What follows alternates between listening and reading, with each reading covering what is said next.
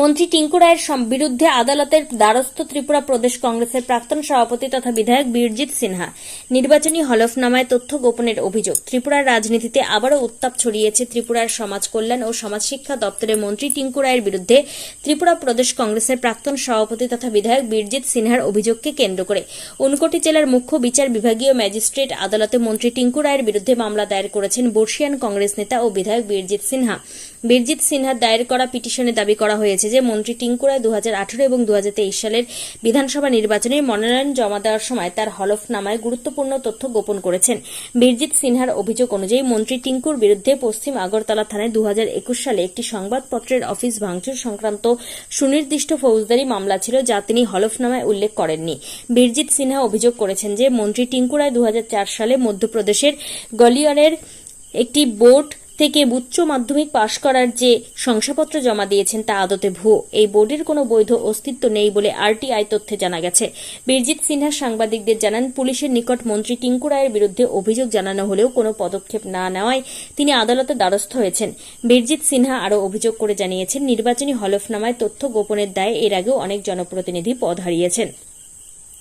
ত্রিপুরা থেকে বিক্রম কর্মকার।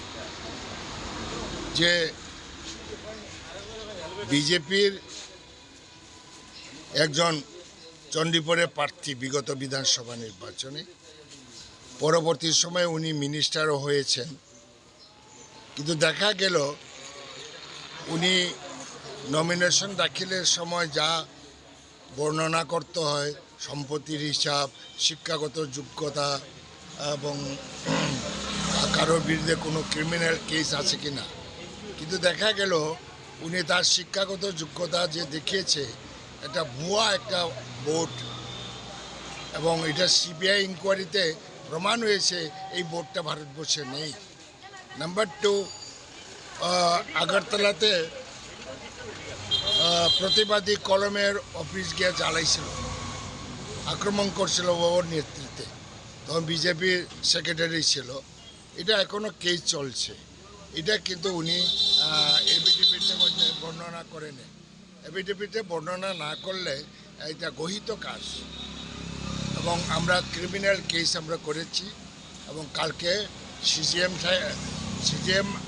ছিলেন না, ওনার ইনচার্জ একজন ম্যাডাম ছিলেন, ওইখানে আমাদের যা কেস করেছিল চন্দ্রশেখর সিনহা এবং অ্যাডভোকেট নরসিংহ দাস সঙ্গ কয়েকজন অ্যাডভোকেট সেখানে হিয়ারিং নিয়েছে, এবং ইনচার্জ যিনি সিজিএম উনি বলছে সব রেকর্ড করে এতে তো। এবং পরবর্তী সময় ওই সময় দেখছি ঊনকোটি জেলার এসপি দেখি জজ কোর্টে যাচ্ছে।